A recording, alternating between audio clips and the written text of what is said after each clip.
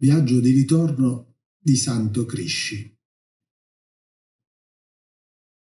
Quando iniziai a scrivere questo mio diario di viaggio, non ero affatto cosciente se stavo scrivendo un racconto, un'autobiografia o una guida su come sopravvivere a Catania per 3 giorni. Non mi accorgevo affatto di come i miei ricordi affiorassero e mettendosi in fila diventassero una storia. Sono partito da Catania una mattina di circa 30 anni fa. Quella era la prima volta che andavo in aeroporto con un taxi. Non mi era mai successo prima, avendo sempre in tale occasione usato la mia auto oppure venivo accompagnato. Partendo da casa mia per arrivare alla meta si attraversa buona parte della città. Quella volta ebbi la strana, seppure assurda sensazione che il tassista intuisse che stavo andando via per sempre, lasciandomi alle spalle più di 35 anni di vita vissuta lì. Attraversammo tutto il lungomare, poi di seguito il Corso Italia, via Etnea, Piazza Duomo, costeggiammo il mercato, il porto, il lungomare della playa, quei luoghi che tanto avevo frequentato da ragazzo. In estate andavamo a fare il bagno nei lidi. In inverno le lunghe camminate a piedi dal Duomo al borgo e poi ancora di ritorno, con lunghe soste davanti all'ingresso di Villa Bellini. L'avevamo ribattezzato l'ufficio, luogo di riunione per eccellenza, ma soprattutto il luogo dove ci si incontrava per parlare e discutere insieme agli amici. Girovagò il mio tassista, lungo per il centro, attraversò vie che sarebbe stato inutile percorrere.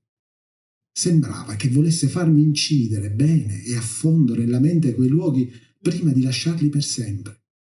Ma forse era soltanto più interessato all'avanzare del tassametro per vedere aumentare il costo della corsa. Credo che il ritornare a Catania, per chi ha lasciato questa città da molto tempo, sia sempre una grande sorpresa. Per me, che me ne sono allontanato da quasi 30 anni, con soli brevissimi rientri di 2 o 3 giorni al massimo e per giunta avvenuti a distanza di svariati anni l'uno dall'altro, ritornarci è sempre stato un vero e proprio shock. Perché mai sono venuto a Catania senza un ben preciso motivo? Partendo da una città del nord-est nella quale vivo da anni, l'arrivo nel nuovo aeroporto di Catania, il primo impatto non è dei peggiori. La ben omologata architettura aeroportuale li rende abbastanza simili tutti, compreso questo, rendendomi in ogni caso piacevole l'arrivo, dopo essere rimasto per un'ora e più incastrato dentro lo striminzito sedile di un aereo scomodo e inospitale, come lo sono tutti i voli low cost.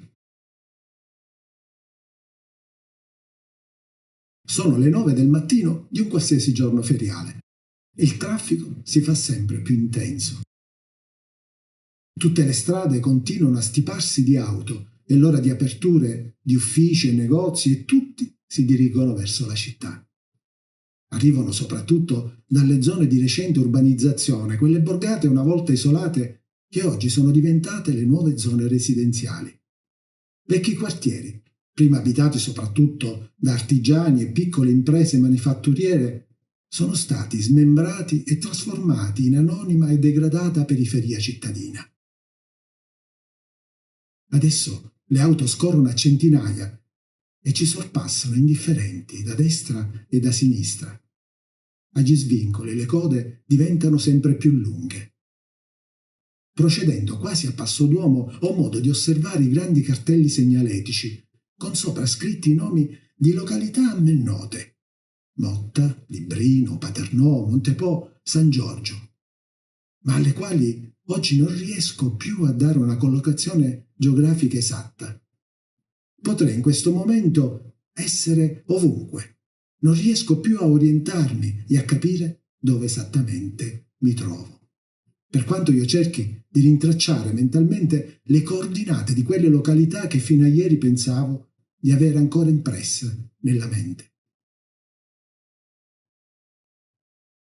Osservo la smisurata città che ho davanti a me e cerco di immaginare, per un momento, le persone che vi si muovono dentro, ma non ci riesco affatto. Soprattutto credo di non riconoscere più gli abitanti di questa città.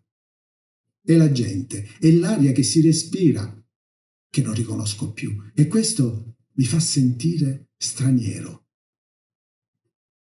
Sarà che questa città non l'ho mai sentita completamente mia. È sempre stato come se ci fossi capitato per caso, caduto dal cielo, provenendo da un'altra dimensione.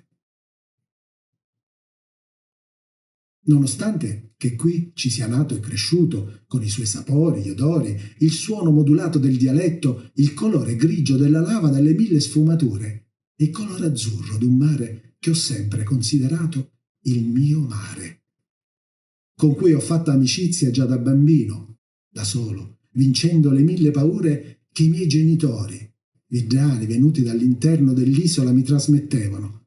Loro che erano figli della campagna e il mare lo avevano incontrato da adulti e i piedi nell'acqua non li misero mai.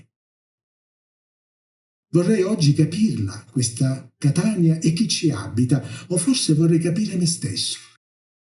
Perché mai, mi chiedo, è come se mi fosse rimasta incollata addosso soltanto una sottile patina di tutto quanto ho vissuto per 30 e passa anni in questa città.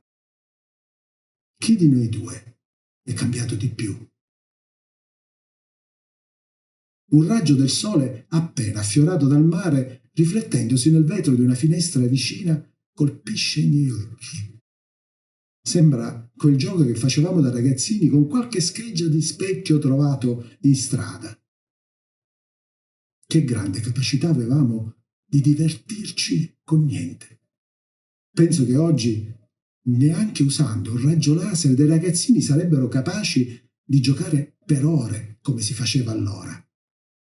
Ma il luccichio del sole che mi abbaia è un richiamo alla realtà. Oggi è il mio ultimo giorno di permanenza a Catania. Questa sera rientrerò nel profondo nord-est. Ho sempre pensato che l'arco di tempo in cui si svolge la nostra esistenza sia come un sacco vuoto all'inizio, ma che si reggerà in piedi soltanto se riusciremo a riempirlo di qualcosa di veramente importante.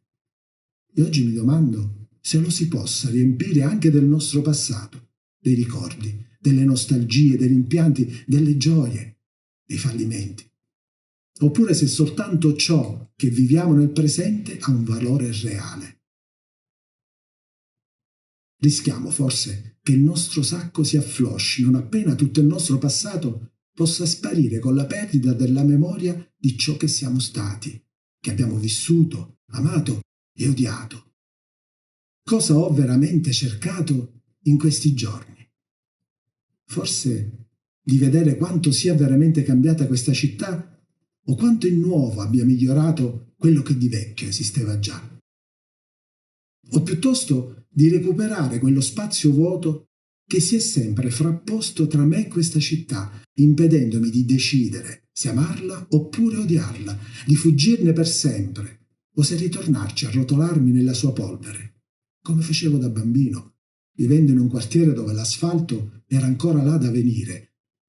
Oppure ho cercato di raccogliere i cocci di quei luoghi, oggi sfigurati nella realtà, ma ancora bellissimi nella mia memoria.